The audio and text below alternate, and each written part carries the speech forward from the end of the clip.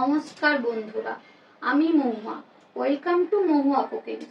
আবারও আমি চলে এসেছি নতুন স্বাদের একটা রেসিপি নিয়ে। চলুন রেসিপিটা এবার শুরু করা। বন্ধুরা, আজকে আমি বানাবো স্যান্ডউইচ। স্যান্ডউইচটাকে বানানোর জন্য একটু বড় সাইজের পেঁয়াজ, ক্যাপসিকাম, কাঁচা লঙ্কা ও আধখানা গাজর নিয়ে নিয়েছি।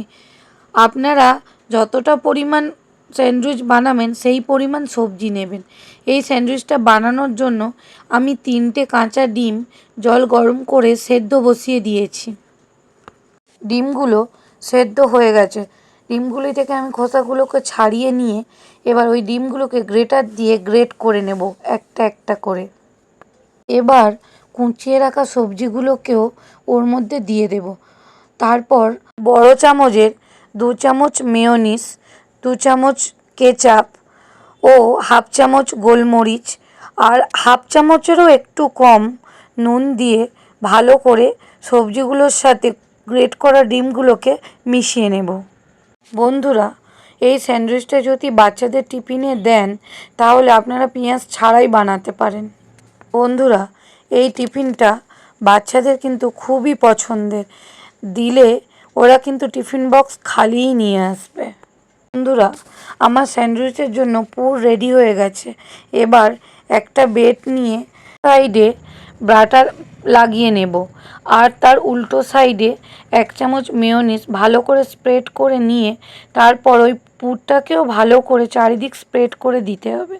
আর একটা স্লাইস ব্রেড নিয়ে তার মধ্যে টমেটো কেচাপটাকে লাগিয়ে ওই পুরের মধ্যে চেপে দেব। বন্ধুরা, এই পুরটা বানানোর জন্য নুনের কথাটা একটু খেয়াল রাখতে হবে, কারণ মেয়োনিজ আর কেচাপে দুটোতেই নুন থাকে। আপনারা আপনাদের পরিমাণ বুঝে নুনটা দেবেন।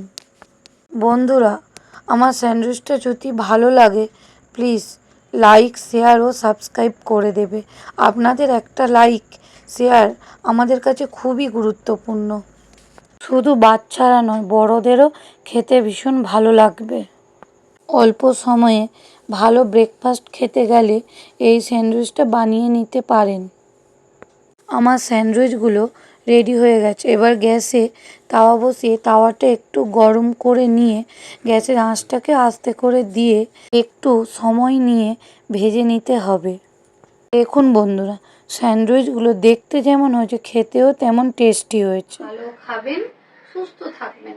দেখা হচ্ছে কিন্তু নেক্সট ভিডিওতে। বাই বন্ধুরা।